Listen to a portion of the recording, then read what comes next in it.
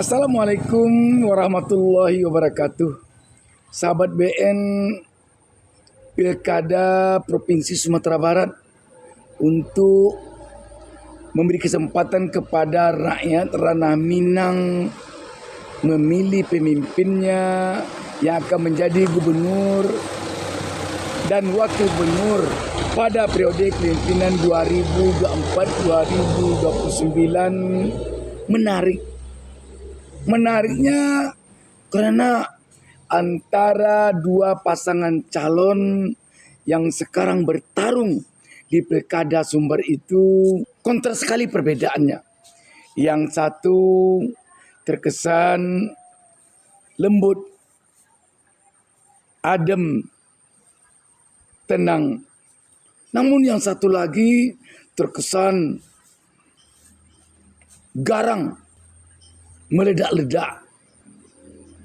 Sahabat BN, berkaitan dengan ini saya banyak mendapat telepon dari warga Sumatera Barat. Mereka mengatakan antara lain, kami takut kalau gubernur kami nanti Pak Epi itu, katanya. Sebab Pak Epi itu kelihatannya pemarah sekali. Kami takut dengan gubernur yang marah-marah, katanya.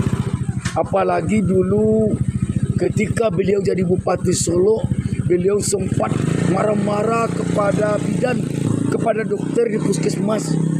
Kami melihat itu di video-video yang beredar waktu itu.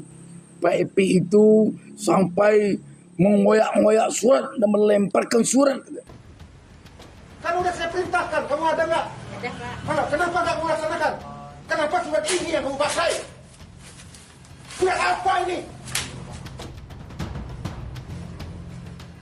Loh, ada apa ini? Bupati Solok Sumatera Barat murka semurka-murkanya. Sahabat BN, semenjak berlangsung debat Pilgub Sumbar, mereka malah mengatakan, bagi kami biarlah Buya Mahyildi saja yang menjadi gubernur kembali. Sebab beliau tak suka marah-marah. Kami kadang-kadang malah bisa merengek mengatakan sesuatu tentang yang kami butuhkan kepada beliau apabila beliau datang ke kampung kami, kata. Misalnya kami merengek minta pupuk, kami merengek minta jalan, kami merengek minta bantuan ini dan itu, kata. Beliau tak marah. Kami takut kalau Pak Epi itu nanti jangan dia marah. Itu antara lain yang disampaikan oleh warga masyarakat Sumatera Barat. Dan konon kabarnya sekarang ini di kedai-kedai kopi di kampung-kampung, warga masyarakat bisik-bisik menyampaikan hal itu kepada sesama temannya. Kalau nanti Pak Epi itu jadi gubernur, wah, kita takut dia marah-marah nanti kalau kita mengkritiknya. Dia akan marah nanti kalau kita banyak usul apabila dia berkunjung ke kampung kita. Sahabat BN, memang kalau kita perhatikan tampilan Pak Epi itu memang garang kelihatannya, meledak-ledak. Walaupun mungkin hatinya baik, tetapi yang terlihat oleh warga masyarakat di Sumatera Barat sekarang ini penampilnya yang garang itu, yang marah-marah itu. Di dalam debat pun kita memperhatikan sering marah-marah. Malah lawan debatnya calon wakil gubernur Sumbar pasangan Mahyildi Vasco berkali-kali kelihatannya meminta agar Pak Epi ini sabar, jangan marah-marah terus. Bapak bangga dapat cuma 500 miliar. Itu pun atas kerja anak saya sebagai anggota Komisi 5. Menyiapkan itu harus ada disiapkan DID, Pak. Koordinasi dengan seluruh bupati wali kota. Bapak tidak ada komunikasi. Waktunya habis. Mohon tenang, Bapak Ibu semuanya, mohon tenang. Kami tidak akan melanjutkan jika tidak bisa tenang forum ini, ya. Baik, silakan paslon nomor urut 1 ditanggapi, waktunya 1 menit, dimulai dari Anda berbicara. Sabar, Pepi, sabar. Jangan marah-marah terus, Pepi. Kita perlu kesabaran. Seorang pemimpin Sumatera Barat itu, Pepi, harus bisa merangkul segala macam Mohon pihak. tenang. Tadi sudah Tidak bisa disampaikan didengarkan. pertanyaan Pak Epi, mungkin Pak Epi nggak dengar jawaban tadi Buya Mahyeldi. Sudah jelas sekali dijawab oleh Buya apa yang tadi Pak Epi tanyakan. Pada prinsipnya Pak Epi tenang. Nanti Pak Epi mudah-mudahan kalau kita yang menang kita ajak Pak Epi bareng-bareng bangun Sumatera Barat Pak Epi ya. Boleh ya? Mudah-mudahan Pak Epi nggak marah-marah lagi habis itu Pak Epi ya. Makasih Pak Epi.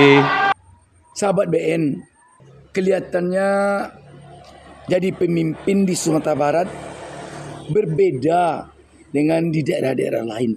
Apalagi dengan di kota besar seperti di Jakarta. Di Sumatera Barat itu terkenal sekali prinsip memimpin bagaikan menghela rambut di dalam tepung. Rambut tidak putus, tepung tidak terserak. Demikian juga kalau bicara, kita melihat Pak Epi sering sekali membangga-banggakan keluarganya. Itu karena anak saya yang jadi anggota DPR. Apa yang disampaikan oleh Pak Epi ini, apakah tidak menyinggung perasaan anggota DPR lain yang dari Dapil Sumatera Barat? Sebab kita tahu anggota DPR dari Sumatera Barat bukan hanya satu orang anaknya saja, ada yang lain. Dari PKS, dari partainya Pak Mahyeldi juga ada. Seakan-akan hanya anaknya saja PEP ini yang memperjuangkan Sumatera Barat. Anggota DPR lain tidak. Padahal kalau kita perhatikan khusus untuk periode kemarin ini yang terlihat getol ke permukaan, ke publik memperjuangkan Sumatera Barat itu baik melalui media maupun melalui sidang-sidang di DPR.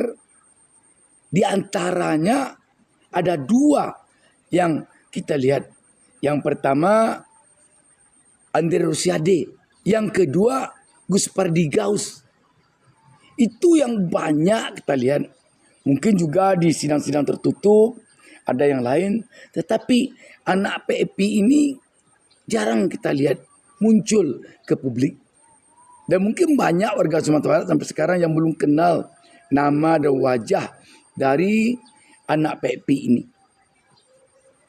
Tapi bagaimanapun sahabat BN, yang penting tentu jangan sampai gara-gara PEP mengatakan anaknya yang memperjuangkan uang untuk Sumatera Barat, hilang perjuangan teman-teman yang lain yang juga turut berjuang untuk Sumatera Barat. Sahabat BN, kembali kita kepada persoalan kepemimpinan di Sumatera Barat untuk 5 tahun ke datang.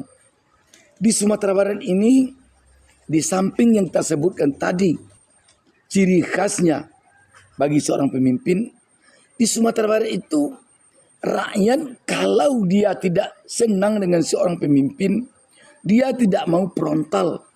Dia tidak mau langsung mengatakan tidak senang. Dia hanya akan diam. Tetapi dalam diamnya itu dia akan berkesimpulan bahwa kalau kamu pintar sendiri ajalah. Kami tidak akan berguru. Kalau kamu kaya sendirilah. Kami tidak akan meminta. Kalau kamu bagak sendiri ajalah. Kami tidak akan berkelahi. Dalam bahasa Minangnya kira-kira dikatakan, bagi seorang yang suka membusungkan dada, rakyat Sumatera Barat akan mengatakan, kok cadik kami indak kabar guru, kok kayo kami indak kabar minta, kok bagak kami indak kabar cakap. Kalau sudah ini yang menjadi kesimpulan bagi rakyat terhadap seorang pemimpin, sudah susah dia memimpin. Karena itu memang lain cara memimpin di Sumatera Barat dibandingkan dengan di daerah lain. Apalagi kalau dibandingkan dengan di kota besar seperti di kota Jakarta. Sehingga kadangkala orang yang lama tinggal di rantau orang, apalagi di rantau dia hidup dalam profesi yang keras, sesampai di Sumatera Barat susah dia menyesuaikan diri ketika dia memimpin. Dan di Sumatera Barat itu ada juga prinsip yang mengatakan kalau mandi dihilir, berkata di bawah-bawah, berkata pelihara lidah, berjalan pelihara kaki. Antara lain maksudnya kalau menjadi seorang pemimpin, jangan suka menyombongkan diri. Oh itu saya itu, oh itu saya itu. Saya hebat di sini, saya pengusaha sukses, saya pemimpin berhasil. Bagi rakyat Sumatera Barat itu susah dia menerima kalau ada pemimpin yang bergaya-gaya seperti itu. Bagi rakyat Sumatera Barat, dia akan simpati kalau pemimpin itu rendah hati. Walaupun dia berhasil, tetapi dia mengatakan tidak juga berhasil. Itu senang sekali warga Sumatera Barat.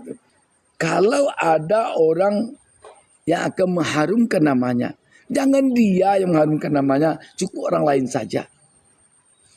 Itu saja sahabat BN sekelumit tentang fenomena pilkada Sumatera Barat sekarang ini. Demikian, wassalamualaikum warahmatullahi wabarakatuh.